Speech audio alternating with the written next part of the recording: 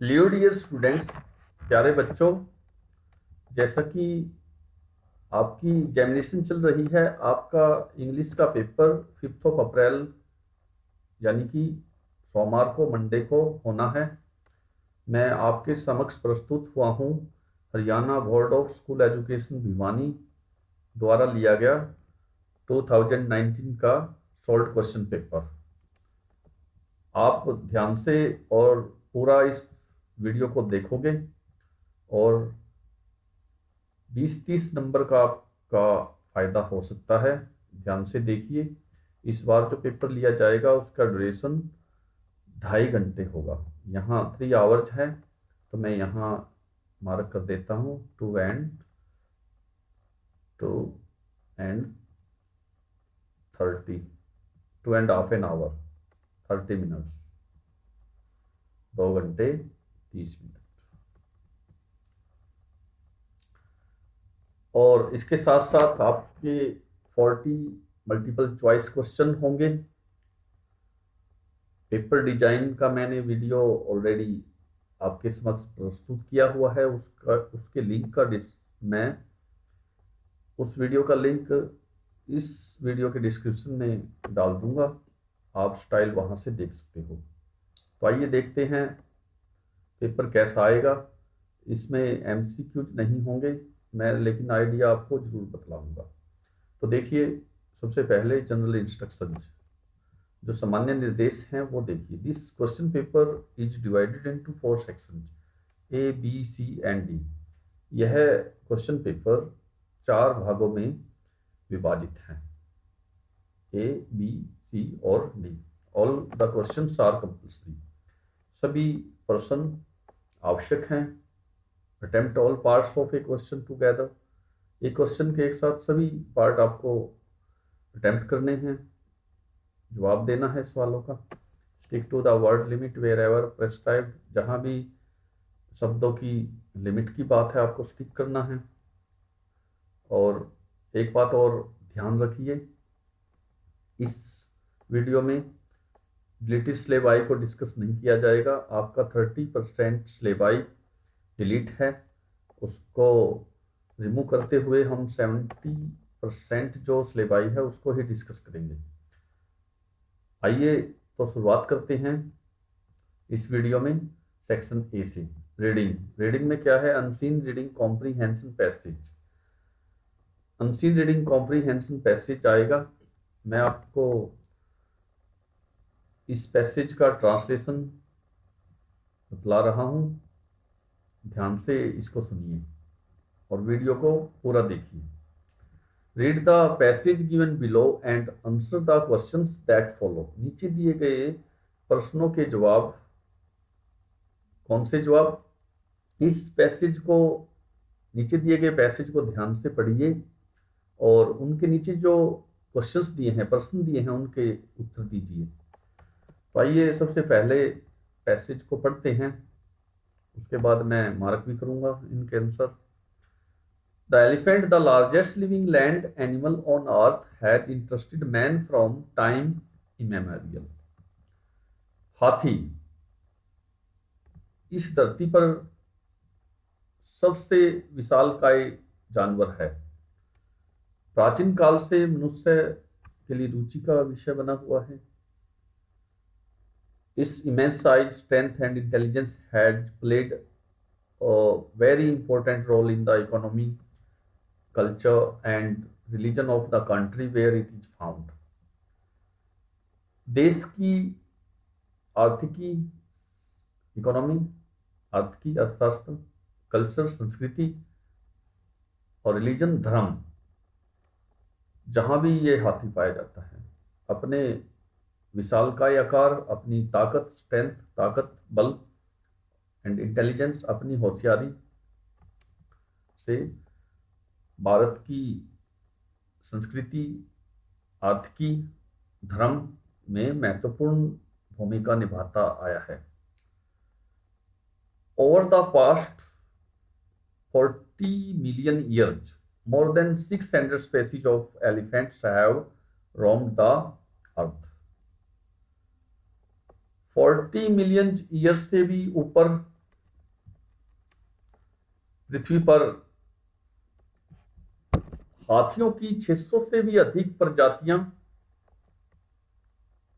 रोम करती आई हैं, घूमती देखने को मिली हैं। Rome is wandering. Changes in climate and vegetation cause the extinction of many elephant species.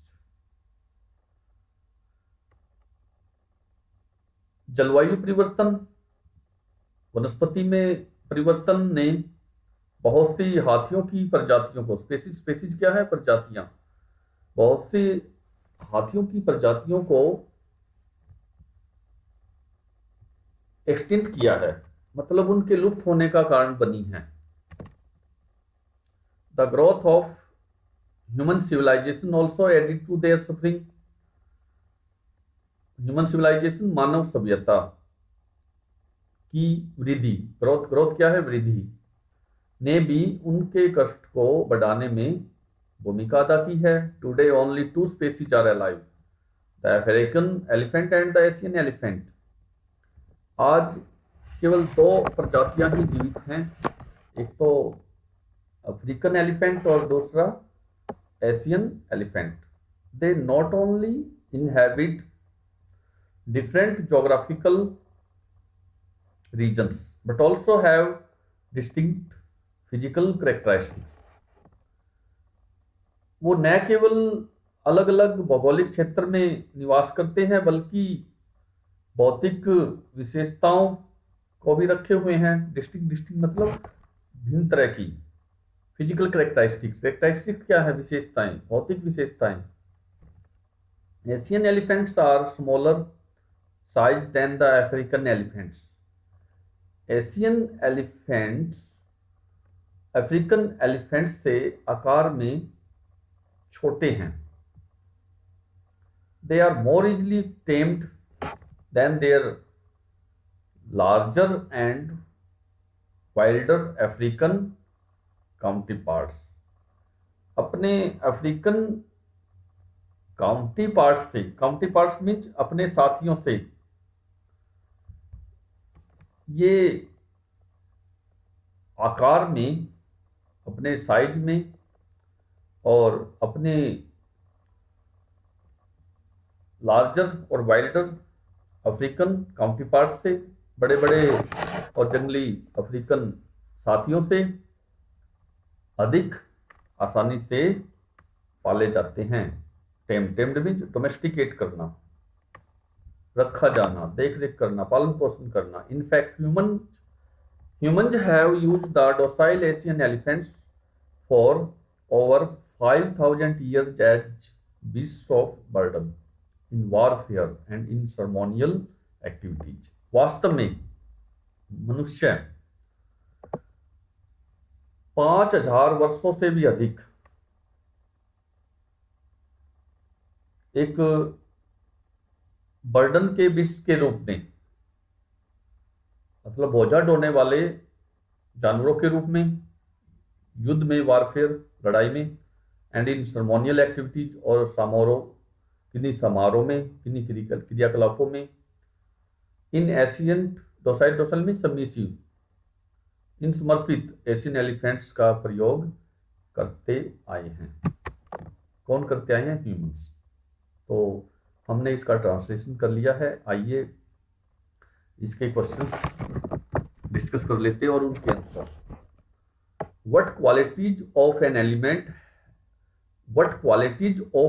elephant help it to play an important role in the economy of a country? एक देश की आर्थिकी में महत्वपूर्ण भूमिका अदा करने में हाथी की कौन सी क्वालिटी मदद करती है? उसकी क्या गुण है, क्या विशेषता है, क्या क्वालिटीज है? आंसर क्या आएगा? आप पैरा से देख सकते हो। इस नेक्स्ट साइड बिल्कुल इसलिए मैं बतला देता हूँ, यहाँ अंडरलाइन कर देता हूँ पहले क्वेश्चन का आंसर। इस मेंस side strength and intelligence played a very important role in the economy culture and religion of the country where it is from. पहले क्वेश्चन का आंसर यहाँ मैंने अंडरलाइन करके दिखला दिया है, आप इसका आंसर यहाँ से अंडरलाइन करके पेपर में राइट कर सकते हो। देख लीजिए आप, इस मैन साइज, इसका विशाल आकार, स्ट्रेंथ, इसका बल, इसकी होशियारी देश की इकोनॉमी में महत्वपूर्ण भूमिका निभाए हुए हैं। पहले क्वेश्चन का आंसर हमने देख लिया, मार्क कर लिया। सेकंड क्वेश्चन देखिए, which species of elephants have survived till today. आज भी हाथियों की कौन सी प्रजाति जीवन यापन कर रही है, कौन सी सर्वाइव करती आई है। यहाँ देख लीजिए दो प्रजातियां हैं, वहाँ अभी थोड़ी देर पहले हमने ट्रांसलेशन किया था, उसमें बतलाया गया था, तो यहाँ आप अपना आंसर दे सकते हो। Today only 2 species are alive. ठीक है, यहाँ अंडरलाइन करके आपके सेकंड क्वेश्चन का आंसर आ गया है, ओनली 2 स्पीशीज, केवल दो प्रजातियां, the African elephant and the Asian elephant have survived till today. यहाँ आंसर देते वक्त ध्यान रखिए ओनली 2 स्पीशीज, ऊपर से 2 स्पीशीज लेकर एक दोनों के नाम लिख दीजिए, बेस्ट लगा दीजिए, the African elephant and the Asian elephant. उसमें यहाँ से आप अपना आंसर को हमने ऊपर से उठा लिया और यहाँ से ये सर्वाइव्ड टिल टुडे। ये सेकंड क्वेश्चन का आंसर हमने स्मूथली और इजीली ढूंढ लिया है। थर्ड क्वेश्चन का आंसर देखिए, differentiate between African and Asian elephants given 2 points. African और एशियन एलिफेंट्स के बीच अंतर स्पष्ट कीजिए, कोई 2 पॉइंट्स बताइए। यहां से आपका आंसर है थर्ड का, मैं मार्क कर देता हूं, Asian elephants are smaller size. यहां से आप देख लीजिए,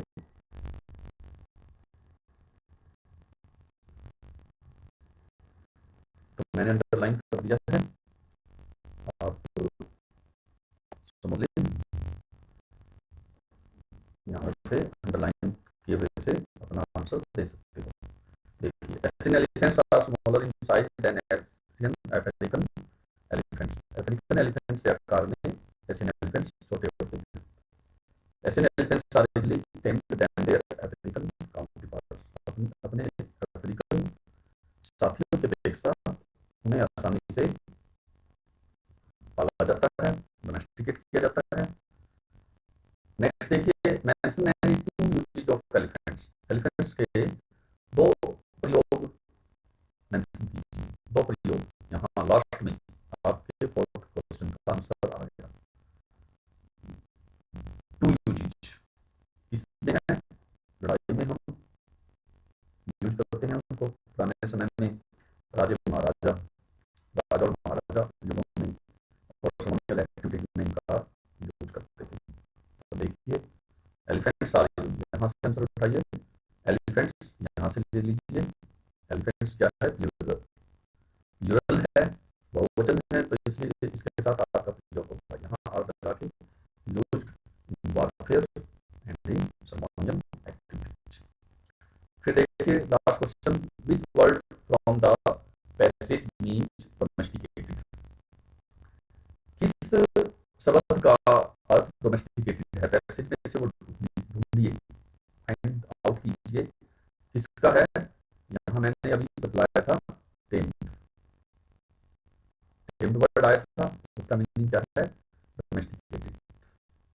यहाँ से पैरा में से आप बता दीजिए, ये लास्ट क्वेश्चन का आंसर है। सिर्फ एक वर्ड लिखने से भी आपका एक नंबर पक्का हो जाएगा। टेम्ड, यह आंसर है आपका। तो आपको स्मूथली रिस्पॉन्स मिलते जा रहे हैं। एक पैसेज हमने कर लिया है, सेकंड पैसेज देखिए अथवा वाला, और the present system of education does not teach us the dignity of labour. श्रम की, मेहनत की डिग्निटी आज की वर्तमान शिक्षा व्यवस्था हमें नहीं सिखाती है। स्टूडेंट इज नॉट टॉट और train to do things with this hands. एक विद्यार्थी को उसके अपने हाथों से काम करने में प्रशिक्षित नहीं किया जाता है। ट्रेनिंग प्रशिक्षित करना, टॉट पढ़ाया नहीं जाता है। टीच की सेकंड फॉर्म टॉट। मैनुअल और physical labour finds no place in education. Manual हाथ से की हुई और फिजिकल लेबर शारीरिक मेहनत को शिक्षा में कोई जगह नहीं मिलती। Educated young men are fit only to be clerks in offices. शिक्षित युवा दफ्तरों में क्लर्क ही रखे जाते हैं, केवल मात्र क्लर्क ही होते हैं। They look down upon manual labour. Manual labour को ही वो देख रेख करते हैं। They consider it below their dignity to work with their hands in fields और फैक्ट्रीज फैक्ट्रीज में और खेतों में उन्हें अपने हाथों से काम करने की डिग्निटी से, सम्मान से, वैभव से नीचे माना जाता है, नीचे कंसिडर किया जाता है। कंसिडर नहीं समझा जाता। Vocational education is the need of the hour. व्यावसायिक शिक्षा समय की जरूरत है। We need more and more technician, engineers and doctors. हमें तकनीशियन को टेक्नीशियन, तकनीकियों जो तकनीकी डेवलप करते हैं, इंजीनियर्स और डॉक्टर्स की अधिक से अधिक आवश्यकता है, जरूरत है, नीड है। But the number of vocational institutions, engineering and medical colleges, polytechnics and ITI is limited. लेकिन व्यावसायिक संस्थाओं की संख्या देखिए, इंजीनियरिंग की, मेडिकल कॉलेजेस की, पॉलिटेक्निक्स की और ITI की लिमिटेड है, नियंत्रित है। A large number of young men and women who can do well as technicians are deprived of technical or vocational training। भारी संख्या में युवक और युवतियों जो कि एक टेक्नीशियन के रूप में अच्छी तरह से कार्य कर सकते हैं। तकनीकी का और व्यावसायिक प्रशिक्षण का डिप्राइवेशन है। तकनीकी और व्यावसायिक शिक्षा से वो वंचित है। The present system of education gives too much importance to English। शिक्षा की वर्तमान व्यवस्था अंग्रेजी को भी अधिक महत्व देती है। At many places it is the medium of instruction। बहुत सी जगहों पर यह निर्देश का माध्यम है, इंस्ट्रक्शन का माध्यम है। इंग्लिश में भी एन इंटरनेशनल लैंग्वेज, इंग्लिश में भी एन इंटरनेशनल लैंग्वेज, अंग्रेजी भाषा एक अंतर्राष्ट्रीय भाषा हो सकती है। It may have reach treasures of science and literature. यह विज्ञान और साहित्य का समृद्ध खजाना हो सकती है। ट्रेजर्स क्या है? खजाने, ट्रेजर खजाना। But it can never be our national language. लेकिन अंग्रेजी भाषा हमारी राष्ट्रीय भाषा कभी नहीं हो सकती, कभी नहीं बदल सकती। Education must be imparted in the mother tongue. शिक्षा को मातृभाषा में इम्पार्टेड होना चाहिए, अलग होना चाहिए। This will save much talent of the country from going waste. बेकार व्यर्थ होने से देश का टैलेंट अधिक यह सेव कर लेगा, सुरक्षित डालेगा। तो यह अथवा वाले पैसेज का ट्रांसलेशन था। तो प्यारे बच्चों देखो, इसके क्वेश्चंस हम डिस्कस करेंगे, ट्रांसलेशन करेंगे और नीचे इसके आंसर भी हम मार्क करेंगे। What is the greatest drawback of the present system of education? शिक्षा की वर्तमान व्यवस्था का सबसे बड़ा ड्रॉबैक क्या है, कमी क्या है? आंसर देखिए, यहाँ हम मार्क कर देते हैं। पहले क्वेश्चन का आंसर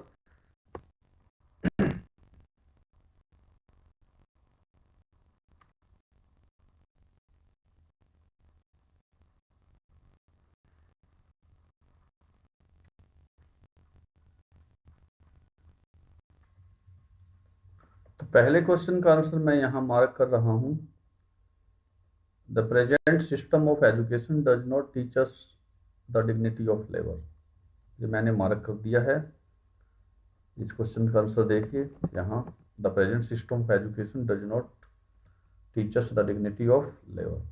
शिक्षा की वर्तमान व्यवस्था हमें मेहनत का वैभव नहीं सिखलाती। What is the need of the hour? यहाँ से आप आंसर बना सकते हो। मैं मार्क कर देता हूँ, नीड ऑफ द आवर क्या है, आप देख लीजिए क्या है नीड ऑफ द आवर। सिर्फ यहाँ ये 2 वर्ड लिखने से आपका आंसर कंप्लीट हो जाएगा और आपका 1 मार्क बन जाएगा। वोकेशनल एजुकेशन, इतना भी लिख दोगे तो भी सफिशिएंट है, या पूरा भी लिख सकते हो। Vocational education is the need of the hour. आगे देखिए,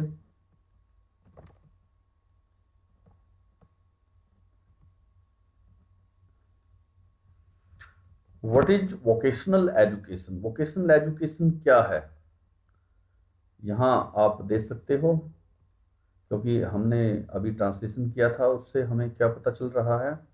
vocational education is related to, यहाँ वोकेशनल एजुकेशन से आंसर उठाइए। वोकेशनल एजुकेशन इज, ये और अटैच कर लीजिए, related, RELATED, is related to technical education, क्योंकि यहाँ हमने स्टडी किया था we need more and more technician. तो टेक्निकल एजुकेशन आप इसको कर लीजिए। Vocational education vocational education is related to technical training, technical training से रिलेटेड है ये। तो यहाँ लास्ट में देखिए आप इस पैरा के, large number of young man and women as well as technician, यहाँ ये रहा टेक्निकल ट्रेनिंग। नेक्स्ट देखिए, what should be the medium of instruction in educational institutions? शैक्षणिक संस्थाओं में इंस्ट्रक्शन का मीडियम क्या होना चाहिए?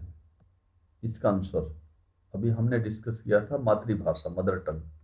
तो यहाँ से आप अपने 4th क्वेश्चन का आंसर उठा सकते हो, मदर टंग, एक ही वर्ड। ये 2 वर्ड भी लिख दोगे तो आपका 1 नंबर पक्का हो जाएगा। Mother tongue should be the medium of instruction in educational institutions. तो यहाँ मदर टंग लिख के आप इतना भी लिख दोगे सफिशिएंट है।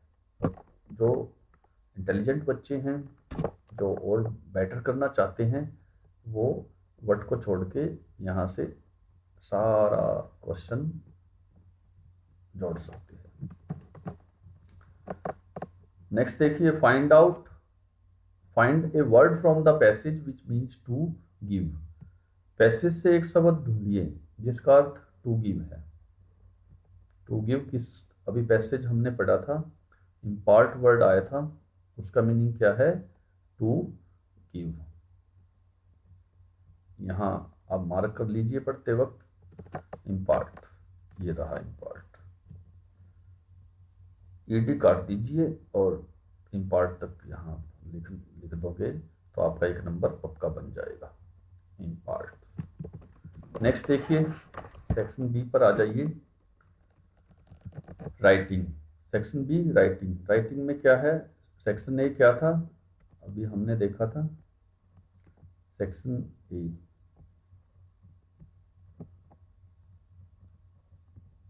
रीडिंग। सेक्शन ए रीडिंग था और सेक्शन बी क्या है, राइटिंग।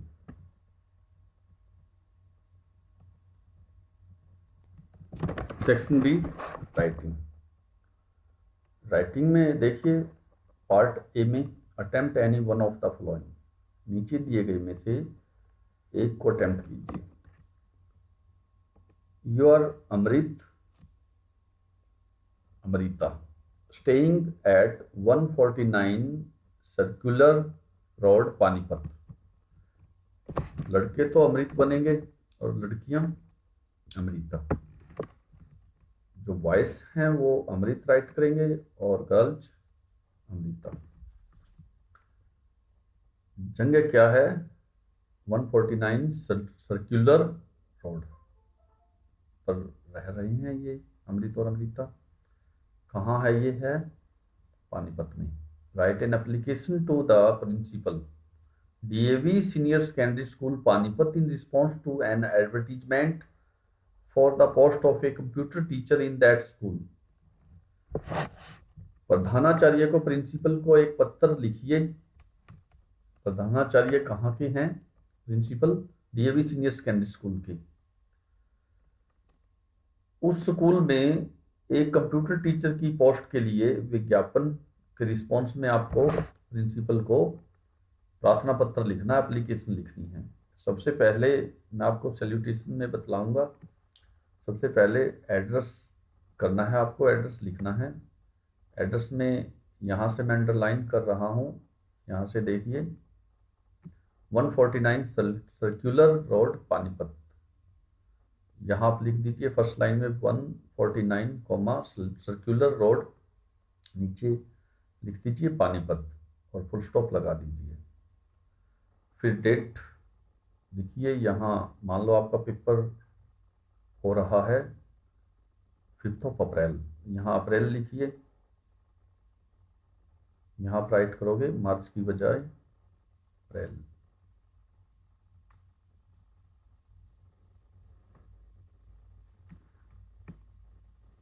अप्रैल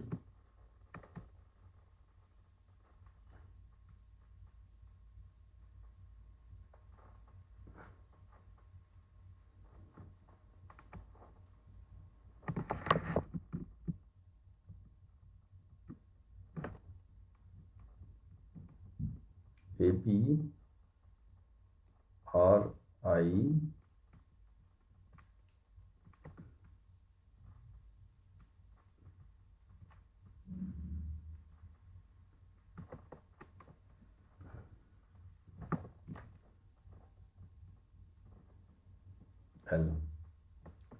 अप्रैल 5 लिख दीजिए यहाँ और 2021 लिख सकते हो, टोट वाली जगह पे 2021। आगे आपको क्या लिखना है, आपको सैल्यूटेशन लिखनी है। सैल्यूटेशन में क्या दोगे आप, प्रिंसिपल लिखोगे। यहाँ डी स्मॉल लेटर में था, टी कैपिटल कर दोगे।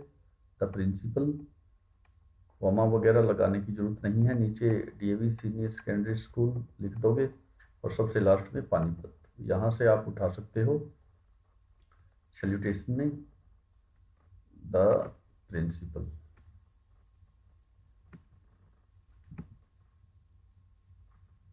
Principal DAV senior secondary school Panipat. आगे क्या लिखोगे, सब्जेक्ट। सब्जेक्ट में application for the post of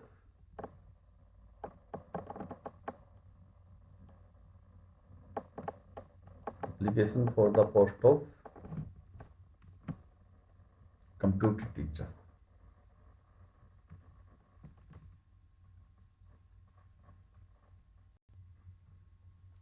आगे क्या लिखना है, सब्जेक्ट। सब्जेक्ट में क्या लिखोगे, application for the post of a computer teacher. Application है आपकी, यहाँ एप्लीकेशन लिखो, एक कैपिटल करो। फॉर द पोस्ट ऑफ, यहाँ से उठा लो, अंडरलाइन कर रहा हूँ, एप्लीकेशन तो आपने लिख दिया, ए कैपिटल कर दिया, यहाँ कॉलम लगाने के बाद, कॉलम के बाद और यहाँ लिखोगे, ये डाल दो यहाँ पे, for the post of a computer teacher in that, यहाँ दैट, इन दैट काट देना, इन that school for the post of a computer teacher, ये आपका सब्जेक्ट बन गया। फिर आप प्रिंसिपल को पत्र, प्रार्थना पत्र लिख रहे हो तो क्या लिखोगे, रिस्पेक्टेड, आर कैपिटल करोगे, RESPECTED, रिस्पेक्टेड सर, कॉमा लगा के स्ट्रेट लिखना है आपको, कहीं भी इंडेंटेशन नहीं देनी है। तो देखिए, with due regard I want to say that I have come to know through an advertisement in the local newspaper. यहाँ ऐसा आना चाहिए क्योंकि न्यूज़पेपर्स अपने आप में ही सिंगुलर और प्लूरल है। That the post of a computer teacher is lying vacant in your school. सम्मान के साथ मैं ये कहना चाहता हूँ कि मुझे स्थानीय समाचार पत्र में एक विज्ञापन से, एडवर्टीजमेंट क्या है, विज्ञापन से जानकारी मिली है कि आपके स्कूल में एक कंप्यूटर टीचर का पद खाली है। I apply my candidature for the above said post. ऊपर दी गई पोस्ट के लिए मैंने अपनी उम्मीदवारी अप्लाई कर दी है, मैं अपना कैंडिडेचर अप्लाई करता हूँ। My biodata is given as under, मेरा बायोडाटा नीचे दिया हुआ है, तो यहाँ बायोडाटा लिख दोगे, BIO-DATA। बायोडाटा में क्या लिखोगे, नेम, नेम में आप लिखोगे अमृत, यहाँ वर्मा लगा भी सकते हो, नहीं भी, अमृत। फादर नेम कोई भी आप इमेजिनरी नेम लिख दो, Ashok Verma. Date of birth कोई भी लिख दो, 20 दिसंबर 1992, 2000, 2002, कुछ भी। आगे देखिए, क्वालिफिकेशन में आप लिखो BTech, यहाँ डैश लगा के, सभी में डैश लगाना है, B.TECH डॉट, और ब्रैकेट में लिख दो कंप्यूटर साइंस। एक्सपीरियंस कितने साल का, 2 ईयर्स का, 2 वर्ष का अनुभव। आगे लिखना है आपको, I hope you will accept my candidature and accord me a chance to serve your institution. मैं आपसे उम्मीद रखता हूँ मेरा कैंडिडेचर, मेरी उम्मीदवारी आप स्वीकार करोगे और मुझे आपके इंस्टीट्यूट में, आपकी संस्था में सेवा करने का मौका दोगे। थैंकिंग यू, धन्यवाद सहित, यूर सिंसियरली अमृत वर्मा। आपका सिंसियरली वफादार, एस कैपिटल कर देना, यहाँ नहीं है,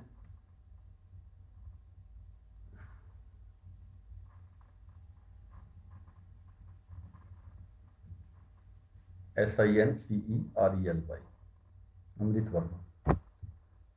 तो ये एक एप्लीकेशन थी। Second, you are Sagar Sarika of village Sultanpur Hisar.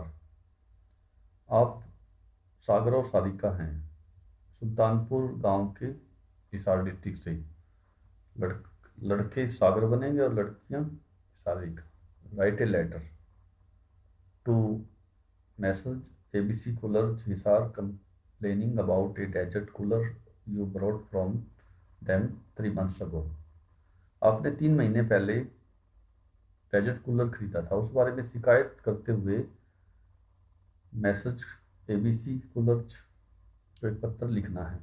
यहाँ जैसे मैंने ऊपर बतलाया था, एड्रेस में क्या लिखोगे, कोई भी इमेजिनरी एड्रेस लिख दीजिए, 102 या 12, कुछ भी।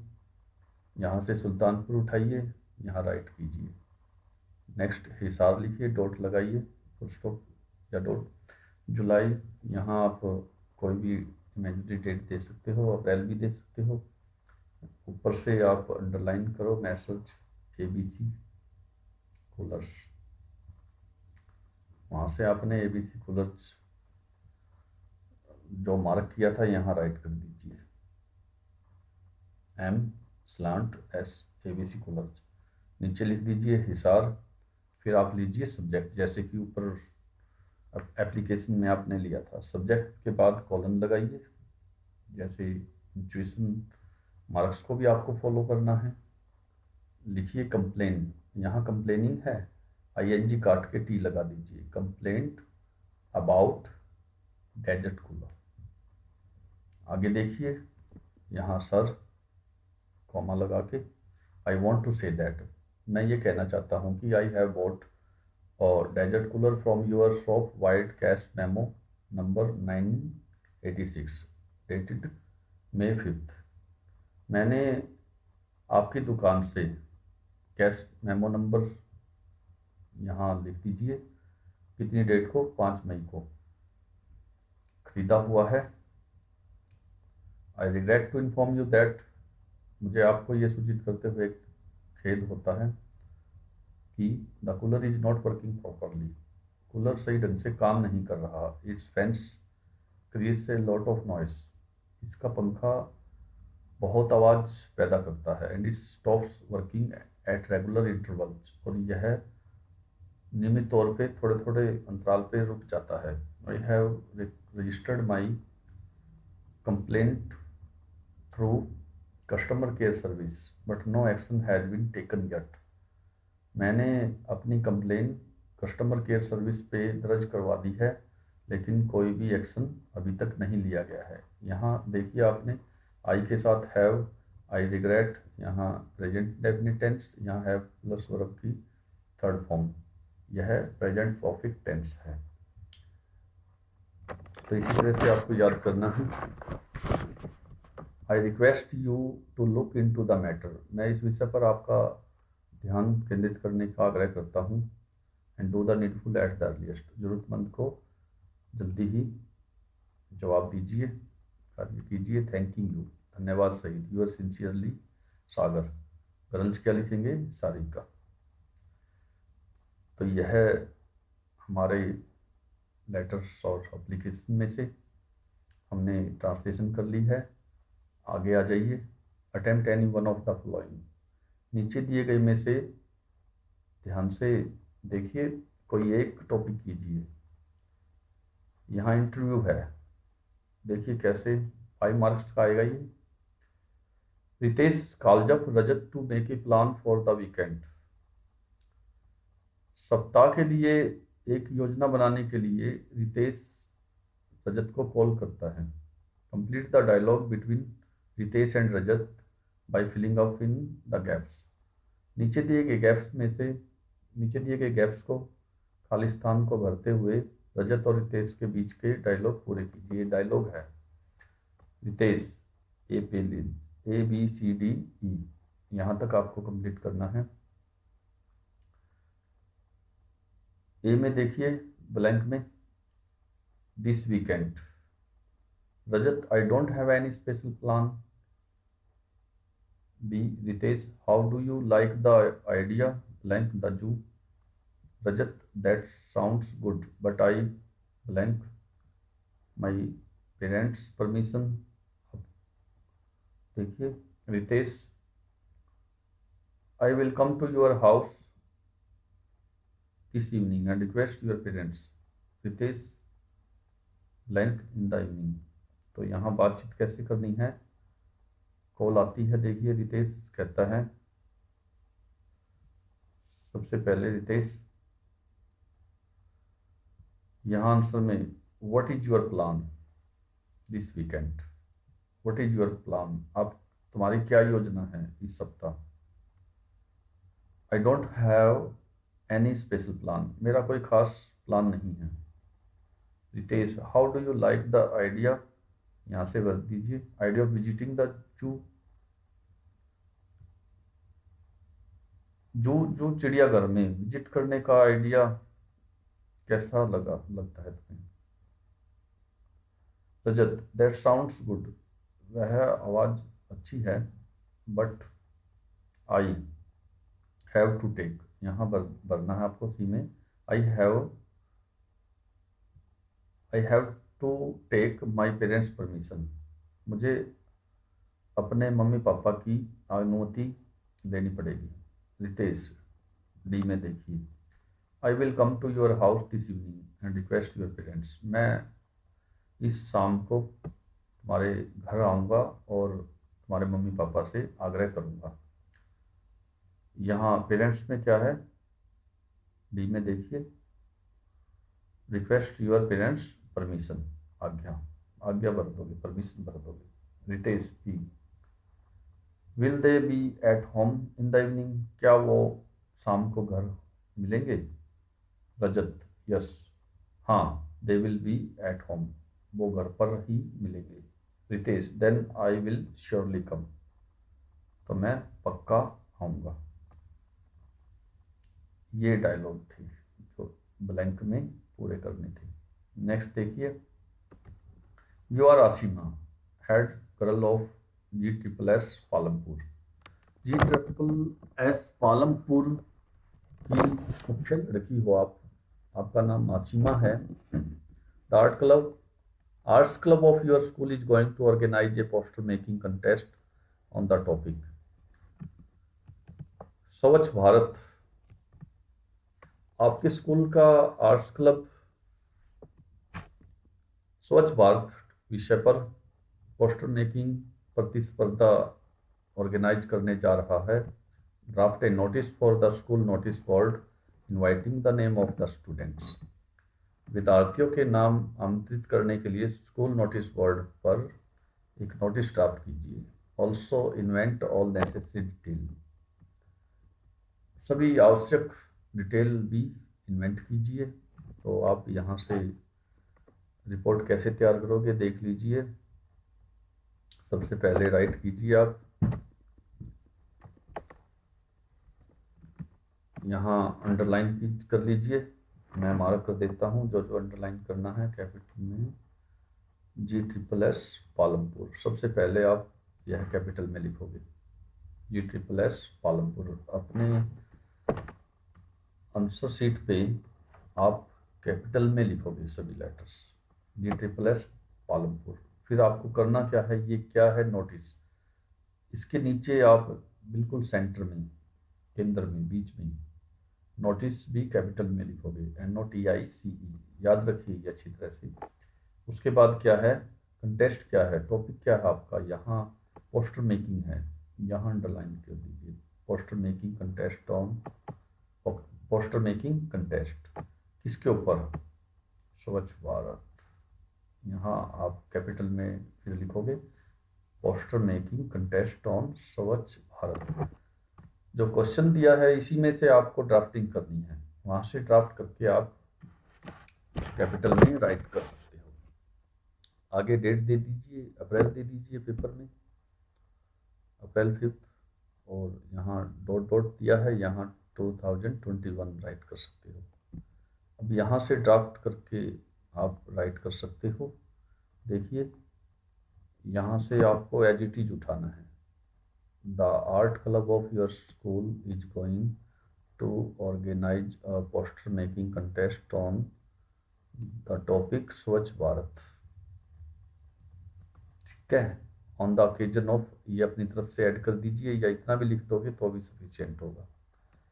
On the occasion of Gandhi Jayanti on October 2nd, interested students may give their names to the undersigned by September 2000 this and this। यहाँ आप सितंबर ही लिख लीजिए, सितंबर यहाँ राइट कर लोगे, क्योंकि 2 अक्टूबर गांधी जयंती के अवसर पे आपको यह है स्वच्छ भारत अभियान पे प्रतिस्पर्धा में पोस्टर मेकिंग तैयार करना है। नाम लिखोगे आसिमा, हेड गर्ल, ये आपका नोटिस तैयार हो गया। इस तरह से आप स्टडी कर लीजिए।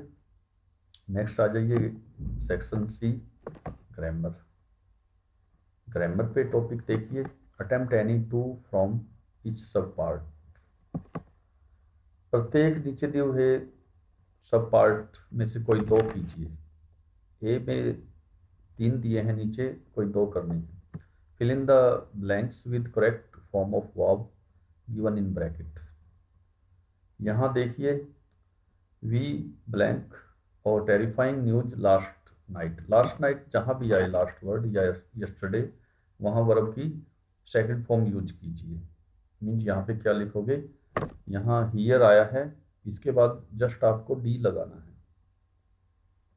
डी लगाने से आपका आंसर बन जाएगा और यहाँ डी लगा के आप अपना रिस्पॉन्स राइट कर सकते हो, 1 नंबर पक्का बनेगा। आई blank here every Sunday, every Sunday आया है, मैं यहाँ प्रत्येक रविवार को आता हूँ। कॉन्टिन्यूटी को शो किया है यहाँ पे, हर रविवार को मैं आता हूँ। इट मीन्स यहाँ आई फर्स्ट पर्सन प्रोनाउन है, इसके साथ वर्ब की फर्स्ट फॉर्म का प्रयोग किया जाएगा। आपको कुछ भी छेड़छाड़ नहीं करना है, वर्ब की first form as it is write कर दीजिए, ये करेक्ट आंसर।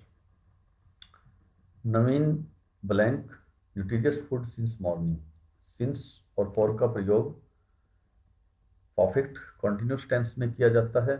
नवीन एक वचन है, यहाँ पे हैज, यहाँ नॉट ईट आया है, तो इट मीन्स क्या है, नवीन ईट। यहाँ has not been eating, since morning आया है ना, तो इसलिए यह प्रेजेंट परफेक्ट कॉन्टिन्यूस टेंस है। यहाँ नवीन एक वचन है, हैज नॉट बीन ईटिंग, ये आप राइट कर दोगे। तो देखिए कोई 2 करने हैं, जो आपको अच्छे आते हैं वो कीजिए। इसमें वॉइस सिलेबाई से डिलीट है, इसको हम क्रॉस कर देते हैं, ये सिलेबाई में नहीं है। नेक्स्ट आ जाइए, fill in the blanks with suitable modals, उपयुक्त मॉडल्स को खाली स्थान में भरिए। Walk carefully lest you should fall, धीरे सावधानी से चलिए नहीं तो तुम गिर जाओगे। यहाँ पे जहाँ भी लेस्ट आता है वहाँ शुड मॉडल का प्रयोग किया जाता है। यहाँ पे आपका करेक्ट आंसर क्या है, शुड। मॉडल मैंने आपको टेक्सुअल कंटेंट में भी काफ़ी बतलाए हैं, तो आपका काफ़ी बेनिफिट होगा। इस वीडियो को कंप्लीट देखिए, ज़्यादा से ज़्यादा कोशिश रहेगी इसको सॉल्व करने की। सेकंड देखिए, she blank work hard if she wants to top the class, यहाँ पे नेसेसिटी को शो किया गया है, इट मीन्स यहाँ पे किसका प्रयोग किया जाएगा, मस्ट का। तो मस्ट यह करेक्ट आंसर है, मस्ट फिल कर दीजिए। आगे देखिए, क्वेश्चन पुट किया गया है, मे आई गो आउट आस्क हर सन, उसके बेटे ने पूछा क्या मैं जा सकता हूँ, परमिशन यहाँ पे शो की गई है, इट मीन्स यहाँ पे किसका प्रयोग किया जाएगा, मे का। Correct answer may.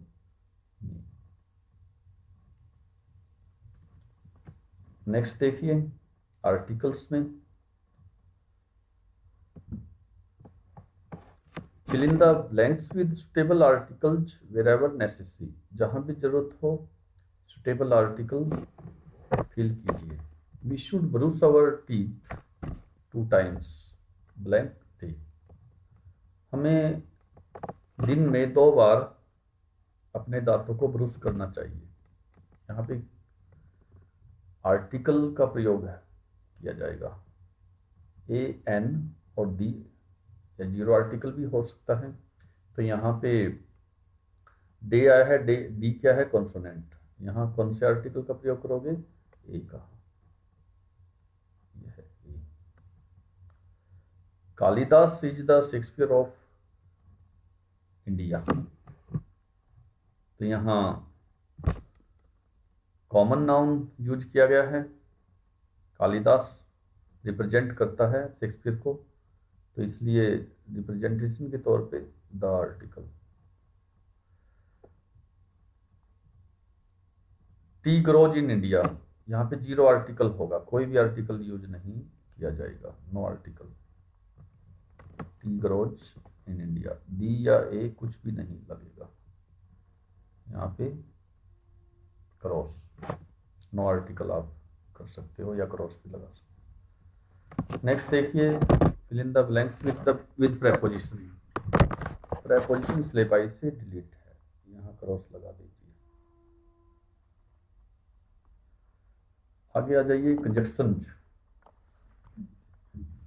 Fill in the blanks with appropriate conjunction, उपयुक्त कंजक्शन का प्रयोग कीजिए खाली स्थान में। I called him yesterday, blank he did not come, मैंने उसे कल बुलाया था। यहाँ आप ट्रांसलेशन करोगे अपने आप पता चल जाएगा कौन सी कंजक्शन यूज हुई है। बट मैंने उसे कल बुलाया था लेकिन वह नहीं आया, कौन सी कंजक्शन, बट, लेकिन। Blank you walk fast, you will miss the train, तेज चलो नहीं तो तुम ट्रेन मिस कर दोगे। तो यहाँ कौन सी कंजक्शन का प्रयोग होगा, unless. The man was angry, आदमी नाराज था, because the vendor had cheated him, क्योंकि वेंडर ने, रेडी वाले ने, ठेले वाले ने उसे धोखा दिया था। क्योंकि इस यहाँ पे क्योंकि आया है इसलिए बिकॉज कंजक्शन प्रयोग की जाएगी। आप इसके अलावा 19 के पेपर के अलावा 17, 18 और 20 के पेपर भी स्टडी कर सकते हो, आपका काफ़ी बेनिफिट होगा, काफ़ी फ़ायदा होगा, तो उनको भी ज़रूर स्टडी कीजिए। सेक्शन डी में देखिए प्रोज टेक्स्ट है। Read the passage given below and answer the questions that follow. नीचे दिए गए पैसेज को ध्यान से पढ़िए और उनके नीचे दिए गए प्रश्नों का उत्तर दीजिए। डू एनी टू पैसेजेज, कोई 2 पैसेज का आंसर दीजिए। ईच कैरीज 5 मार्क्स, 5-5 के 2 पैसेज आएंगे, ईच कैरीज 2 मार्क्स, तो 2 नंबर के। आप बेहतर होगा, मेरे द्वारा तैयार किया गया न्यू पैटर्न जो अब एग्जाम में आएगा उस वीडियो को जरूर देखिए, वहाँ से आपको सही पता चल जाएगा। ए देखिए, ए पार्ट में passage, the young boy took to music early in life. नौजवान लड़के ने जीवन में प्रारंभ में ही म्यूजिक ले लिया था। At the age of 3 when his mother took him to his maternal uncle's house in Banaras, now Varanasi. Bismillah was fascinated watching his uncle practice the Sehnai. 3 साल की उम्र में जब उसकी माँ उसे उसके मामा के घर बनारस में लेकर गई, बिस्मिल्लाह अपने मामा को सेनाई पर अभ्यास करते देखकर मुग्ध हो गया था। सुन बिस्मिल्लाह स्टार्टेड अकैम्पनिंग हिज अंकल अली बख्श। जल्दी ही बिस्मिल्लाह ने अपने चाचा अली बख्श को अकैम्पनी करना, सहयोग करना, उसकी संगत में रहना शुरू कर दिया था। तो यहाँ देखिए, to the Vishnu temple of Banaras where बख्श was employed to play the shehnai. कहाँ पे? विष्णु टेम्पल बनारस में है यह, जहाँ पे बख्श सेनाई बजाने में लगा हुआ था। Ali Bakhsh would play the shehnai and Bismillah would sit captivated for hours on end. Ali Bakhsh shehnai बजाया करता था और बिस्मिल्लाह उसके पास बैठकर आखिर तक मुग्ध हुआ, लास्ट तक बैठा रहता था। स्लोली, धीरे धीरे, he started getting lesson in playing the instrument. वाद्य यंत्र बजाने में शिक्षा पाने में धीरे धीरे उसने शुरुआत की। Instrument and would sit practising throughout the day. पूरा दिन बैठकर अभ्यास करने लगा। For years to come the temple of Balaji and Mangala Maiya. Balaji और मंगला मैया के मंदिर में वर्षों तक जाने पर and the bank of the Ganga became the young apprentice favourite haunts. Ganga नदी के किनारे उस युवा अभ्यासकर्ता के पसंदीदा स्थान बन गए थे। Where he could practise in solitude, जहाँ पर वो अकेला बैठकर अभ्यास कर सकता था। The flowing water of The Ganga inspired him to improvise and invent ragas that were earlier considered to be beyond the range of the Sainai. Ganga का बहता हुआ पानी इम्प्रोवाइज करने के लिए उसे प्रेरित करने लगा था और उसने रागों की खोज की जो सैनाई की रेंज से परे माने जाते थे। Name the chapter from which this lines have been taken. जहाँ से ये पंक्तियाँ ली गई हैं उस चैप्टर का नाम बताइए। आंसर आप दे सकते हो, यह है कहाँ से लिया गया है, द साउंड ऑफ म्यूजिक से। तो आपका करेक्ट आंसर क्या है, द साउंड ऑफ म्यूजिक।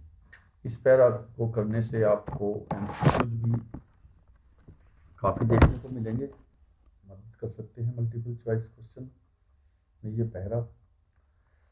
देखिए sound of music. Second, who is the young boy. Young boy कौन है? पैरा के अकॉर्डिंग आपने अभी ये पैसेज पढ़ा है, कौन है? बिस्मिल्लाह खान। Who is Ali Bakhsh. अली बख्श कौन था? Ali Bakhsh is the maternal uncle of Bismillah, अभी आया था बिस्मिल्लाह का मैटरनल अंकल अली बख्श, इसका मैटरनल अंकल। यहाँ से आप आंसर बता सकते हो ये कौन है, अली बख्श।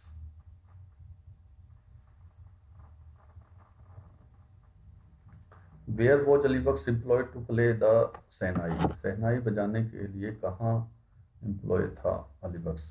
अली बख्श यहाँ से आप आंसर दे सकते हो, कहाँ बजाया करता था अली बख्श। इसी से आप अली बख्श को आगे ले आओ, सब्जेक्ट बना लो, अली बख्श के बाद फिर वॉज लगा लो। अली बख्श के बाद वॉज लगा के employ to play the shehnai कहाँ, यहाँ से आंसर आप उठा सकते हो, to the Vishnu temple Banaras. ठीक है, बनारस तक ही लिख लो बस, यह आपका आंसर हो जाएगा।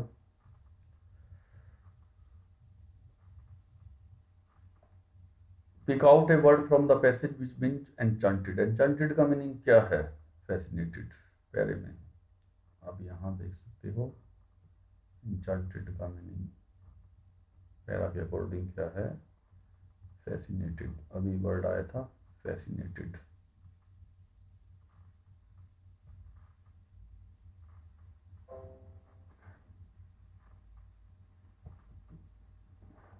ये वर्ड रहा फैसिनेटेड, यहाँ से सिलेक्ट कर सकते हो। नेक्स्ट देखिए second passage, they upset salt over everything and as for the butter I never saw two men do more with 1 and 2 pence with worth of butter in my whole life than they did. After George had got it off his slipper, they tried to put it in the kettle.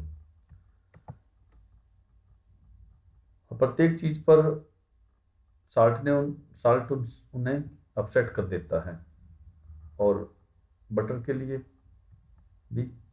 मैंने कभी दो आदमियों को एक और दूसरे pens butter की जो कीमत है अपने पूरे जीवन में, बजाय उसके की जो उन्होंने किया था, कभी नहीं देखा था। After George had got it off his slipper, अपने स्लीपर को उतारने के बाद जॉर्ज ने जैसा किया, they try to put it in the kettle, उन्होंने इसे केतली में रखने का प्रयत्न किया। It would not go in, यह अंदर नहीं जा पाया। And what was in wouldn't come out, इसके अंदर क्या था कि जो बाहर नहीं निकल पाया। They did scrap it out at last, इन्होंने आखिर में इसको स्क्रैप करने की कोशिश की, इसको स्क्रैप किया। And put it down on a chair, और इसे एक कुर्सी पर रख दिया। And Harris sat on it, और हैरिस इस पर बैठ गया। And it stuck to him, और यह इसे लग गया। And they went looking for it all over the room, और वो इसको सारे रूम में ढूंढते रहे। यहाँ पे name the chapter and the author.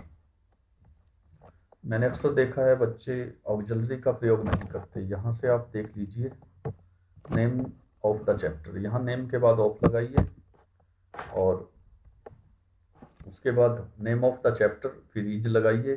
कहाँ से है यह है पैसेज? पैकिंग से, इज पैकिंग।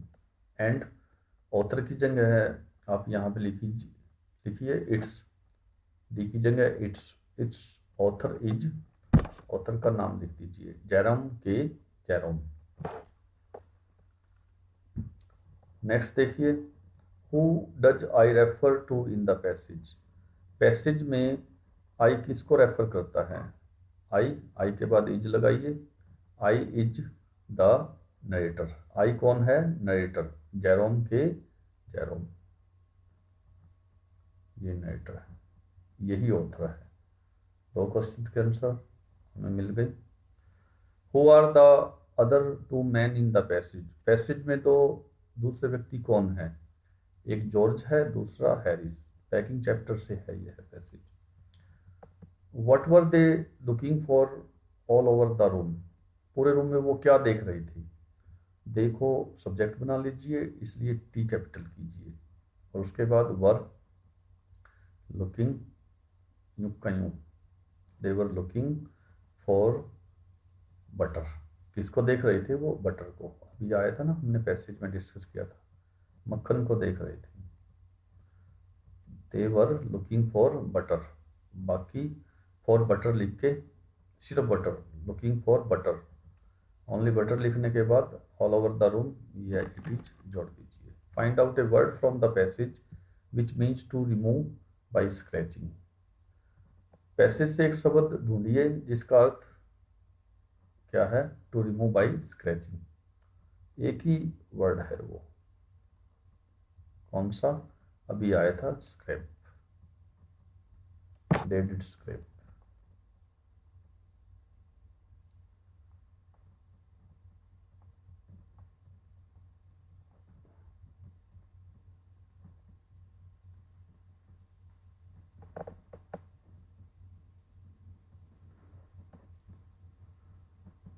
आगे देखिए, हमें दो पैसेज करने हैं कोई, तो दो पैसेज आपको सोल्व करने हैं, लेकिन मैं थर्ड पैसेज का भी ट्रांसलेशन आपको करवा रहा हूँ। However, the rapid ascent in fiercely competitive world began 9 years before with a level of sacrifice few children would be prepared to endure. लेकिन तीव्र एक्सेंट, तीव्र प्रतिस्पर्धा वाले संसार में सेक्रीफाइस के सत्र के साथ 9 वर्ष पहले शुरू हो गया था। कुछ एक चिल्ड्रन इसे एंड्योर करने में, इसको सहन करने में तैयार होने लगे थे। Little Maria had not yet celebrated her 10th birthday when she was packed off to train in the United State. छोटी बच्ची मारिया ने अभी तक अपना 10वां जन्मदिन नहीं मनाया था जब वो यूनाइटेड स्टेट के लिए ट्रेन पकड़ने के लिए पैकिंग करके जाने लगी।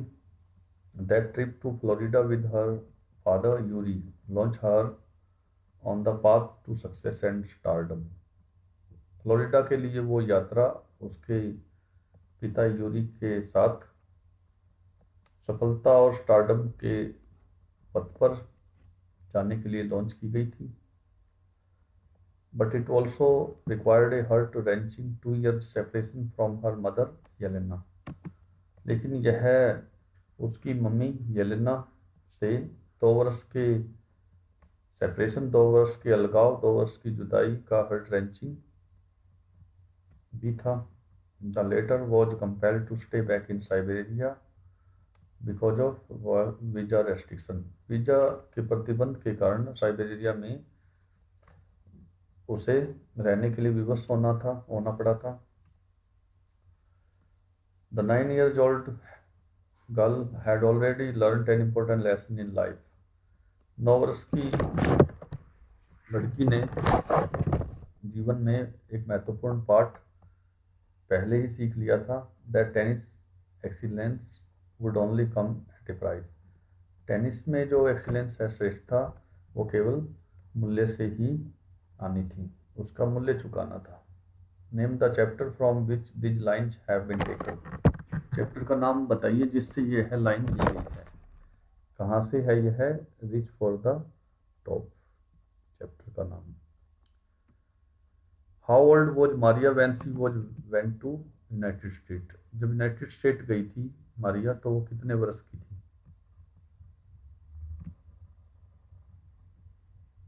9 ईयर्स ओल्ड। सिर्फ 9 ईयर्स ओल्ड लिख दोगे, आपका आंसर सफिशिएंट होगा। Maria was 9 year old. 9 वर्ष भी लिख दोगे तो एक नंबर पक्का बनेगा। हु वॉज यूरी, यूरी कौन था? यहाँ आया था भी, यूरी उसका father, her father. To the point answer दे दोगे तो भी एक नंबर पक्का बनेगा, हर फादर। यूरी कौन था? फादर।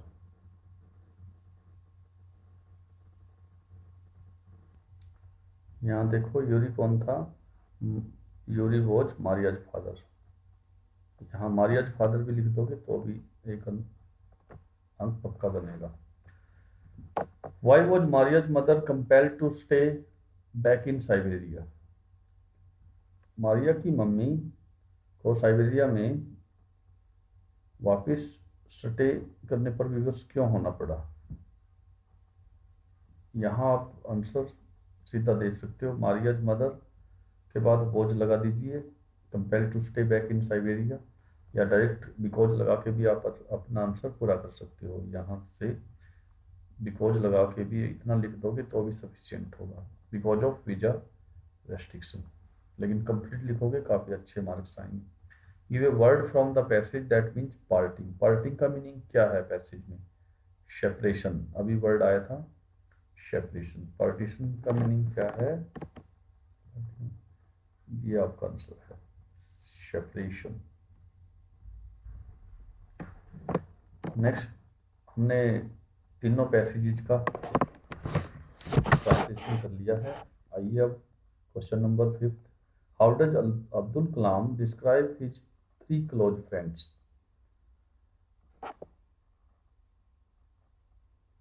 कैसे अब्दुल कलाम अपने 3 दोस्तों का वर्णन करता है? यह एक्चुअली मैं टेक्स्ट कंटेंट में बतला चुका हूँ, फिर भी एक बार फिर मैं आपके सामने प्रस्तुत कर रहा हूँ। देखिए translation. Abdul Kalam had 3 close friends in his childhood.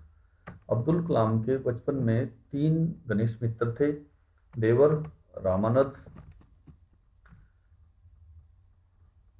Ramanand Shastri, Aravindan and Sivaprakasan. यहाँ नाम की स्पेलिंग बच्चे गलत कर देते हैं, आप याद रखिए। रामा नधा, NADHA शास्त्री, देव रामानंद शास्त्री, अरविंदन शिव प्रकाशन। क्योंकि आपको आंसर कैसे देना है, उनका वर्णन करना है, तो पास्ट टेंस में आपको इसको लेके जाओगे। यहाँ हेड लगाया है, यहाँ verb. All this boys were from Orthodox Hindu ब्राह्मण फैमिली। तीनों लड़के कट्टर हिंदू ब्राह्मण फैमिली से थे। व्हेन दे वर चाइल्ड, जब वो बच्चे थे। None of them ever felt any difference amongst themselves, उन सभी के बीच कोई भी अंतर नहीं महसूस किया करता था। Because of their religious differences and upbringings, उनके धार्मिक भेदों और पालन पोषण के कारण कोई भी भेद नहीं महसूस करता था। Ramanand Shastri was the son of पक्षी लक्ष्मणा शास्त्री। रामानंद शास्त्री पक्षी लक्ष्मणा शास्त्री का बेटा था। He was the high priest of the Rameswaram temple, वह रामेश्वरम टेम्पल का बड़ा पुजारी था। Later Ramanand look over the priesthood of the Rameshwar temple from his father, बाद में रामानंद ने अपने पिता से रामेश्वर टेम्पल का प्रीस्टहुड प्राप्त कर लिया था, वहाँ का पुजारी बन गया था।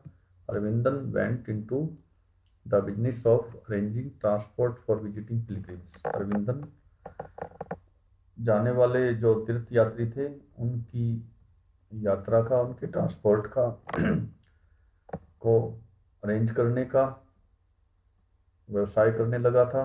हिज थर्ड फ्रेंड, उसका तीसरा दोस्त शिव प्रकाशन became catering contractor for the southern railway. दक्षिण रेलवे में कैटरिंग कंट्रैक्टर बन गया था, कैटरिंग के ठेके लेता था। What are the main features of the technical teachers and school rooms that Margie and Tommy have? Margie and Tommy are the children of the 22nd century. मार्गी और टॉमी के जो स्कूल रूम्स थे, जो मैकेनिकल टीचर्स थे, उनके main features क्या हैं?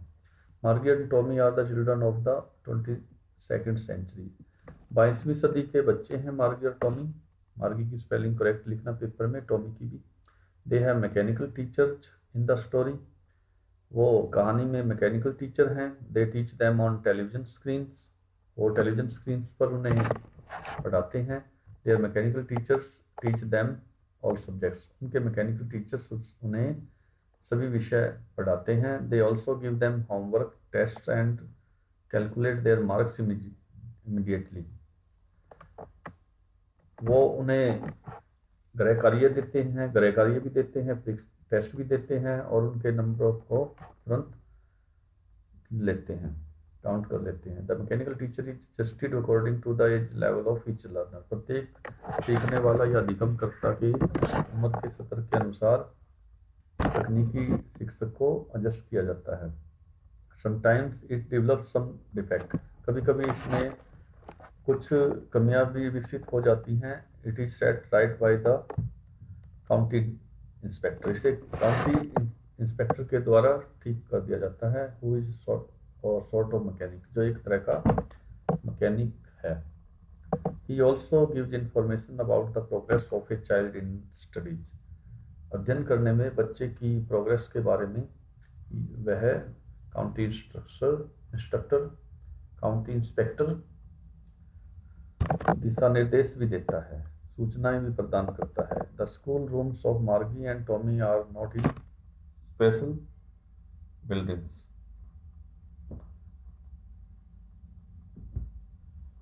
मार्गी और टॉमी के स्कूल रूम्स स्पेशल बिल्डिंग में नहीं हैं। These are the rooms in their own houses where mechanical teachers are kept. उनके रूम उनके अपने घरों में हैं जहाँ पर मैकेनिकल टीचर रखा जाता है। They had regular days and hours for school. School के लिए समय और उनके नियमित दिन होते हैं, नियमित समय होता है, नियमित घंटे होते हैं। क्वेश्चन नंबर 6 में देखिए, answer any 4 of the following questions. नीचे दिए क्वेश्चंस में से किन्हीं 4 आंसर दीजिए। बाकी आप पेपर डिजाइन वाली वीडियो जरूर देखिए, new pattern. Why was Kezia afraid of her father. Kezia अपने पापा से क्यों डरी हुई थी? यहाँ आंसर दीजिए। Kezia was afraid of her father because her father always rebuked her. Kezia अपने पापा से डरी हुई थी क्योंकि उसके पिताजी हमेशा उसे धमकाया करते थे। Rebuke means to mild, slowly, smoothly, softly, धीरे से झिड़कना। He never played with her. वह कभी उसके साथ खेला नहीं करते थे। बिसाइड, इसके अतिरिक्त, his appearance made him more scary to the little girl. उनका रूप उस छोटी बच्ची के लिए अधिक भयानक था। क्वेश्चन नंबर 2 छठे का दूसरा part. Why does the world remember Einstein as a world citizen. Albert Einstein को वर्ल्ड सिटीजन के रूप में संसार क्यों याद करता है? ट्रूली ब्यूटीफुल माइंड से है ये है। देखिए, Einstein was a great lover of peace, democracy and above all humanity. Einstein Shanti, democracy, प्रजातंत्र और इन सबसे ऊपर मानवता का सबसे बड़ा प्रेमी था।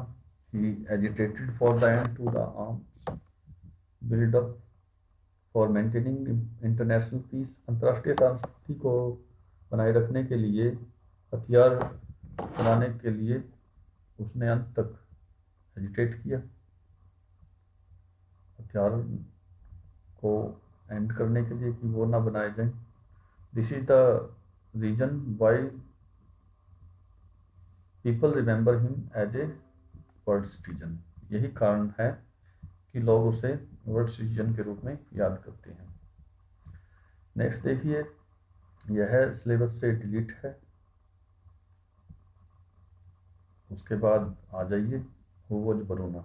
ब्रूनो कौन था? Where did the author find him? लेखक ने उसे कहाँ ढूंढा था? आंसर देखिए, Bruno was the name of pet bear. Bruno pet bear का नाम था, पालतू भालू था। The author got him for his wife by accident. अचानक ही उसकी पत्नी के लिए ऑथर को मिल गया था। Once they were passing through the sugar cane field near मैस्योर।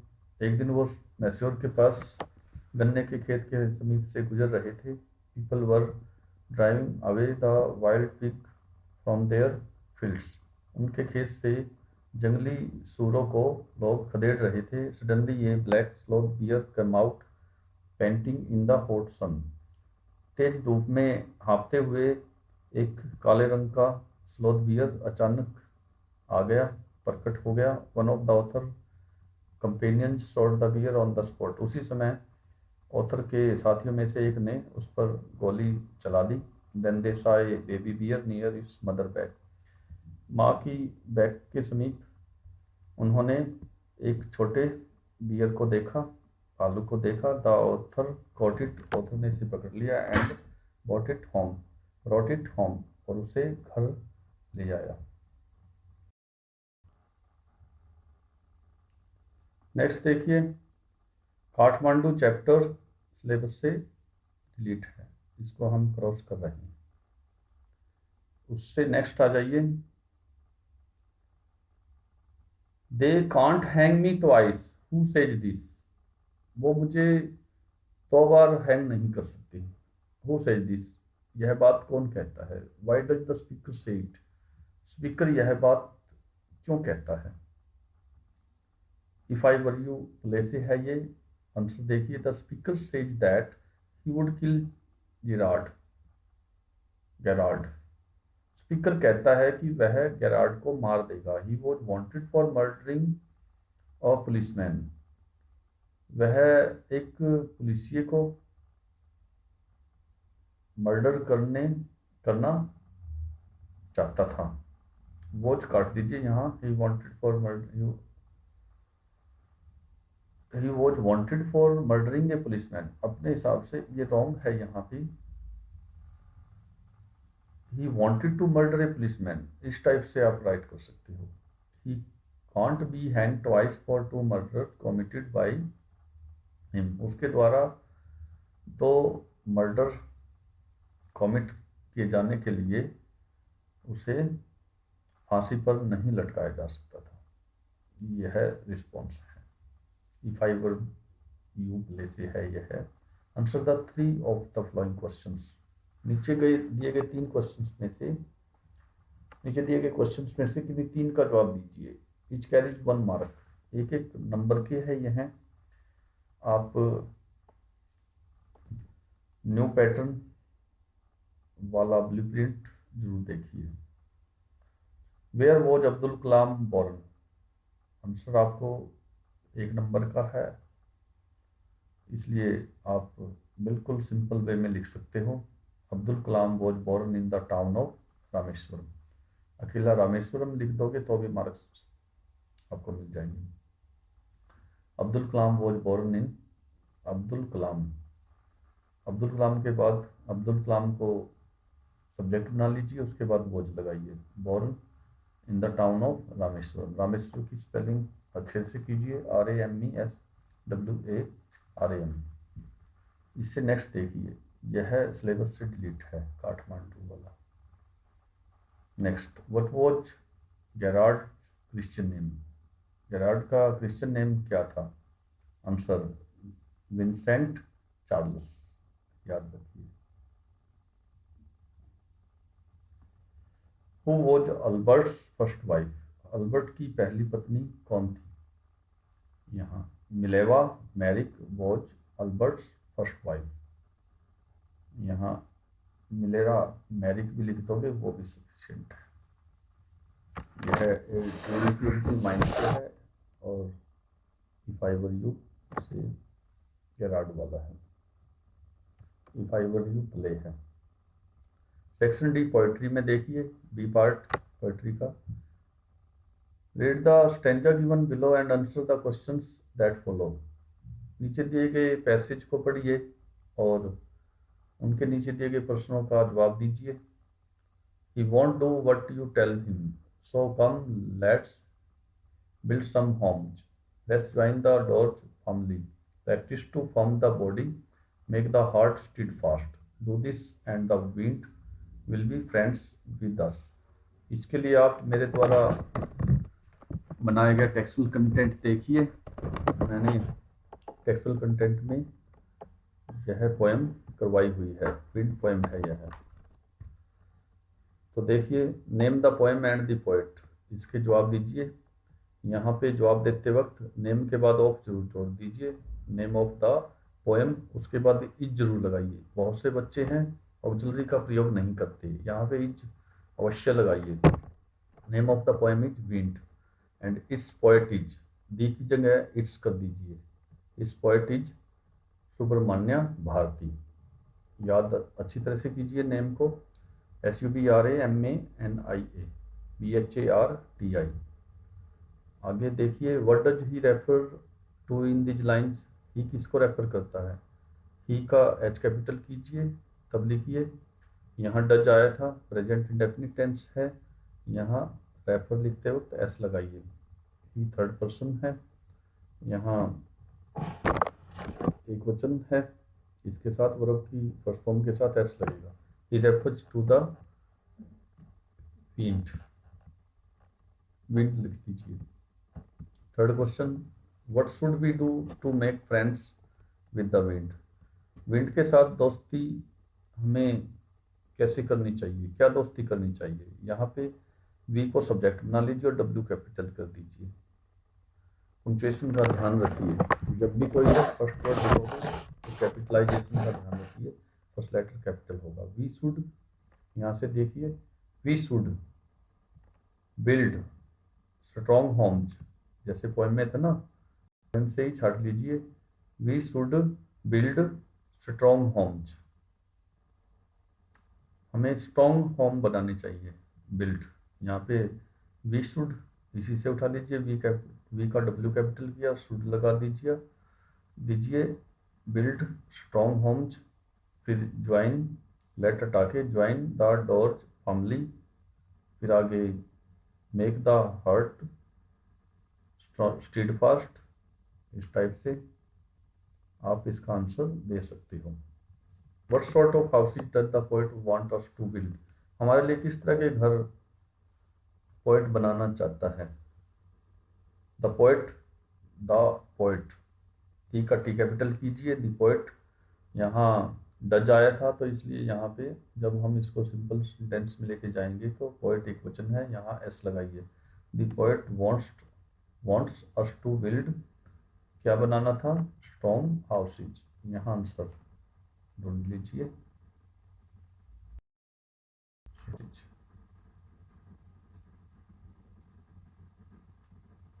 इससे नेक्स्ट देखिए,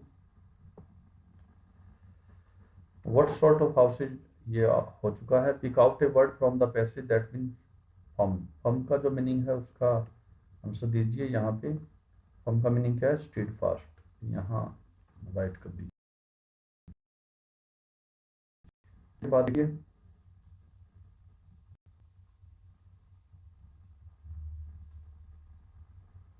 एक पोएम हो गई, इसके बाद देखिए, he glides through the water away, वह पानी में ग्लाइड करता है। ग्लाइड करना जैसे लहराता है ना, ग्लाइडिंग होती है। सॉफ्टवेयर, स्नेक कैसे चलता है, घूमता हुआ। फ्रॉम द स्टॉप, और लेट हिम गो, ओ से जाने दो, ओवर द वाटर, पानी के ऊपर से, to the reach to highs without hurt, बिना किसी चोट पहुँचाए इसको सरकंडों में चुप जाने दो। स्मॉल एंड ग्रीन, छोटा और हरा, is harmless even to children, यह बच्चों के लिए भी नुकसान रहित है। छोटा है और हरे रंग का स्नेक। नेम द पोएम, जैसे मैंने ऊपर बताया था, name of the poem is the snake trying. And the poet, and इस डी की जगह इट्स, इस poet is W. Ross. Who does he refer to in this lines, he in lines में किसको रेफर करता है, he refers to the, he का H capital कर दीजिए और रेफर के बाद एस लगाइए, he refers to the snake.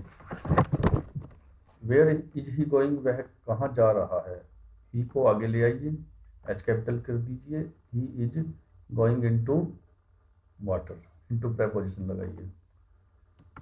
Of what size and colour is he, वह किस आकार का है, हिज साइज, उसका आकार क्या है, यहाँ साइज की जगह व्हाट से पहले, साइज से पहले हिज लगाइए, his size is small and colour is green. यहाँ से देखिए his size is small and his colour is green, इसका साइज छोटा है और रंग हरा है। Is it A harmful snake, क्या यह नुकसान देने वाला स्नेक है, अभी मैंने बतलाया था, no it is not a harmful snake, यह नुकसान देने वाला स्नेक नहीं है। What is the significance of the title the road not taken, यह 5 मार्क्स का है क्वेश्चन, समरी लिखनी है या टाइटल पे क्वेश्चन लिखना है। रोड नॉट टेकन की शीर्षक का महत्व क्या है, यहाँ देखिए मैंने टेक्सुअल कंटेंट में सबसे पहले रोड नॉट टेकन तैयार की थी, वहाँ से आप इस पोएम को स्टडी कर सकते हो। तो आंसर का ट्रांसलेशन मैं करवा रहा हूँ। The road not taken is a famous poem written by Robert Frost. Road not taken Robert Frost के द्वारा लिखी गई एक प्रसिद्ध कविता है। This poem is about the journey of life, जीवन की यात्रा के बारे में है यह कविता। This poem symbolises a person's life, यह कविता एक व्यक्ति के जीवन को सिम्बोलाइज करती है। It represents the different decisions we sometimes have to make and how those decisions will affect the future, यह अलग अलग निर्णयों को, अलग अलग फैसलों को रिप्रेजेंट करती है जो हम कभी कभी बनाते हैं, हमें कभी कभी बनाने पड़ते हैं, और कैसे वो डिसीजन हमारे भविष्य को प्रभावित करेंगे, इसको रिप्रेजेंट करती है यह poem. The poet uses the road as a metaphor for the journey of life, जीवन की यात्रा के लिए एक मेटाफर के रूप में पोएट रोड को प्रयोग करता है। Person can not travel all the roads at the same time, एक व्यक्ति सभी रास्तों को एक ही समय में तय नहीं कर सकता। He has to make a choice, उसे चॉइस बनानी पड़ती है। Only the future will reveal, केवल फ्यूचर ही बतलाएगा whether the choice was right और रॉन्ग, कि चॉइस सही थी या गलत। इसके बाद देखिए what did the saint punish the women, औरतों को सेंट क्यों सजा देता था। What was the punishment, punishment क्या थी।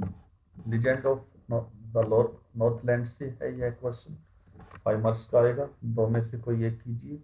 Saint Peter was a great preacher of Christian religion, Christian धर्म का सबसे बड़ा उपदेशक था saint Peter. One day he was walking about in Northland, एक दिन वह नॉर्थलैंड की यात्रा, नॉर्थलैंड में घूम रहा था। He was on fast that day, उस दिन वह व्रत रखे हुए था। So he was feeling hungry and weak, इसलिए वह कमजोर और भूखा महसूस कर रहा था। He reached at the door of a little cottage, एक छोटी सी कुटिया के दरवाजे पर वह पहुंचा। He found an old women preparing, एक औरत को, एक वृद्ध महिला को उसने केक तैयार करते हुए देखा। He requested her to give him a single cake, एक सिंगल केक उसे देने के लिए उसने आग्रह किया। But the women was too greedy to part away with her cake, अपने केक्स के टुकड़े करने का वो औरत इतनी लालची थी कि अपने केक के उसने पार्ट नहीं किए, हिस्से नहीं किए। She did not give even a single cake to hungry saint Peter, भूखे सेंट पीटर को एक सिंगल टुकड़ा भी वो नहीं दे पाई थी। She put all the cakes on the shelf, उसने सभी केक्स को शेल्फ पे रख दिया था। सेंट पीटर को एंग्री, सेंट पीटर गुस्सा हो गया। He crushed her to be change into a woodpecker में उसे तब्दील करने का, बदल जाने का उसने श्राप दिया। इवन टुडे, आज भी, she is seen boring trees for getting food, भोजन पाने के लिए वह बोरिंग ट्री पे देखी जा सकती है। मोनोटोनस है बोरिंग यहाँ पे। क्वेश्चन नंबर 10 यह सिलेबस से डिलीट है, मैं यहाँ इसको क्लोज कर रहा हूँ। The lake isle of mystery. Next देखिए, what does the poet consider to be bliss in the rainy season. बारिश के मौसम में एक खुशी, पोएट इसे खुशी के रूप में क्या मानता है? रेनों रूप में देखिए, the poet considers it a bliss to lie on the bed. बिस्तर पर सोने की खुशी इसे मानता है। And listening to the sound of the rain falling on the roof. और छत पर गिर रही बूंदों की आवाज को सुनना एक आनंद मानता है, ब्लिस मानता है। How does a tree grow up on killing a tree से है यह question. A tree grows up by absorbing the sunlight, air and water. सूरज की रोशनी, हवा और पानी को अब्सॉर्ब करना, सोखकर एक ट्री विकसित हो जाता है।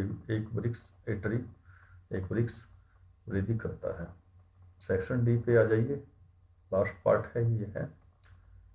देखिए सेक्शन डी सप्लीमेंट्री रीडर से है। Question number 11, what are the things the child sees on his way to the fair. मेले में जाते हुए अपने रास्ते पर बच्चा किन किन चीजों को देखता है? Why does he loss interest in the things that he had wanted earlier. वह उन चीजों में रुचि क्यों खो देता है कि उन्हीं चीजों को जो पहले लेना चाहता था। आंसर देखिए, मैंने इसका टेक्स्ट कंटेंट भी किया है, लेकिन अब समय कम है। मैं एक बार फिर आपको इसकी ट्रांसलेशन करवा रहा हूँ। On his way to the fair the child sees toy shops filled with flowers of mustard, a group of dragonflies bustling about on their gaudy purple wings, little insects and warm flowers and a banyan tree. मेले पर जाते हुए अपने रास्ते पर बच्चा खिलौनों की दुकानें, सरसों के फूलों वाले खेत, मधुमक्खियों का एक समूह और चमकीले जामुनी रंग के विंग्स पर बस्लिंग साउंड करती हुई वो मधुमक्खियों का समूह, झुंड, ग्रुप, लिटिल इंसेक्ट छोटे छोटे कीट पतंग, वॉर्म्स कीड़े मकोड़े, flowers fool and A banyan tree, और एक बरगद का पेड़। ही लैग्स बिहाइंड, वह पीछे रह जाता है, because he has been fascinated by all these things, इन सभी चीज़ों से वह मुग्ध हो गया है। The lost child had been separated from his parents. छोटा बच्चा, लॉस्ट चाइल्ड गुम हुआ बच्चा गुम कैसे हुआ था? अपने माता पिता से अलग हो गया था। Now his only interest was to see his parents. अब उसकी एकमात्र रुचि क्या थी? अपने माता पिता से मिलना। दैट इज द रीजन, यही कारण था, why he has lost interest in all these things which he had wanted earlier. क्योंकि रीजन ये है कि क्योंकि उसने उन सभी चीज़ों में रुचि खो दी है जिन चीज़ों को वो पहले पाना चाहता था। इसके अथवा में देखिए, और 5 मार्क्स का आएगा यह question. What is the meaning of my cat was back and so was I. Had the author gone anywhere. My cat was back and so was I का अर्थ क्या है? Had the author gone anywhere, क्या author कहीं चला गया था? Why does he say that he is also back, वह क्यों कहता है कि वह भी वापिस आ गया है? In the first year of his high school, अपने हाई स्कूल के पहले वर्ष में, the author felt awkward and isolated. Author थका हुआ सा और अलग सा महसूस करने लगा था। He had no friend in new school, नए स्कूल में उसके कोई दोस्त नहीं थे। After the loss of his house in fire, आग में अपने घर के गवा देने के बाद, नुकसान के बाद, the kind acts of the students touched his heart, विद्यार्थियों के अच्छे कार्यों ने दयालुता भरे कार्यों ने उसके दिल को छू लिया था। He began to be friendly with others as before. पहले की तरह वह दूसरे लोगों से, दूसरे बच्चों से दोस्ती करने लगा था, मित्रता बनाने लगा था। He also got his cat back. उसे अपनी बिल्ली भी वापस मिल गई थी। It was brought back to this loving atmosphere. प्यार भरे एटमोसफियर में उसे वापस लाया गया था। दस the author spoke this words. इसलिए लेखक यह शब्द, इन शब्दों को बोलने लगा था। The author had not gone anywhere. Author कहीं नहीं गया था। Had the author gone anywhere? No, the author had not gone anywhere. He said that. वह कहता है कि ही इज ऑल्सो बैक। वह भी वापिस आ गया है। कैसे आ गया? क्योंकि उसकी कैट वापिस आ गई। यह क्वेश्चन किस चैप्टर से है? यह क्वेश्चन है a house is not a home. He was overcome by emotions. भावनाओं के द्वारा उसे जीत लिया गया था। His school mates invited him to their houses. उसके स्कूल के साथियों ने उसे उनके घरों पे, अपने घरों पे उसे आमंत्रित किया था। He thus breath a sigh of relief. इसलिए उसने राहत की सांस ली थी। He got his cat also. He got his cat also. उसे उसकी बिल्ली भी मिल गई थी। Thus the author regained interest in life. इसलिए इस तरह से ऑथर ने जीवन में रुचि फिर से प्राप्त कर ली थी। नेक्स्ट देखिए, लास्ट क्वेश्चन है यह पेपर का। Answer any four of the flowing questions. नीचे दिए गए क्वेश्चंस में से किन्हीं चार के आंसर दीजिए। आपको अपने पेपर के डिजाइन के अकॉर्डिंग सिलेबाई की तैयारी करनी है। 30% सिलेबाई डिलीट है, वो मैंने क्रॉस में दर्शाया हुआ है इस वीडियो में। आप उस पेपर स्टाइल को जरूर देखना। ब्लूप्रिंट ऑफ 9th क्लास मैंने तैयार किया हुआ है, वो जरूर से जरूर मैं इसके डिस्क्रिप्शन में लिंक डालूंगा, वहाँ से जरूर देखिए और अपनी अच्छी सी तैयारी कीजिए। लास्ट क्वेश्चन के पार्ट्स देखिए, 4 पार्ट्स हैं। पहले पार्ट को देखते हैं। What pets did grandfather have. Grandfather के पास किस तरह के पालतू जानवर थे। Where did they live. वो कहाँ रहा करते थे। यह द एडवेंचर ऑफ टोटो से है, the adventures of Toto. Answer देखिए, grandfather had a tortoise, a pair of rabbits, tame squirrel and a pet goat. दादाजी के पास एक टॉर्टवाइज कछुआ, खरगोश का जोड़ा, एक टेम डोमेस्टिकेटेड स्क्विडल गिलहरी और एक गोट पालतू बकरी। They lived in the servants quarter. नौकरों वाले क्वार्टर्स में वो रहा करते थे। सेकंड क्वेश्चन देखिए, what happened to the leaden heart of the prince and the dead swallow after they were thrown away. The happy prince से है यह क्वेश्चन।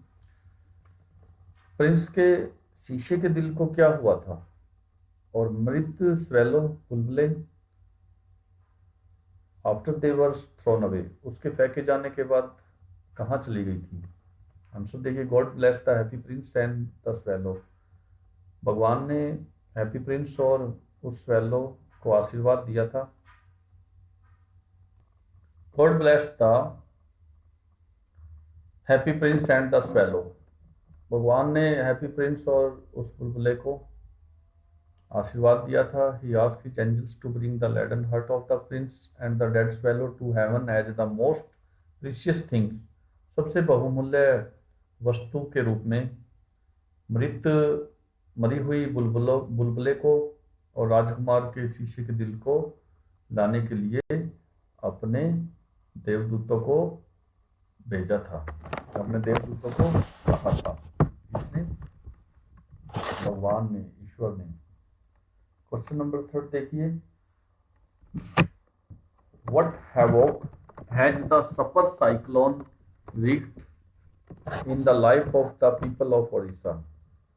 उड़ीसा के लोगों के जीवन में सुपर साइक्लोन ने क्या नुकसान किया।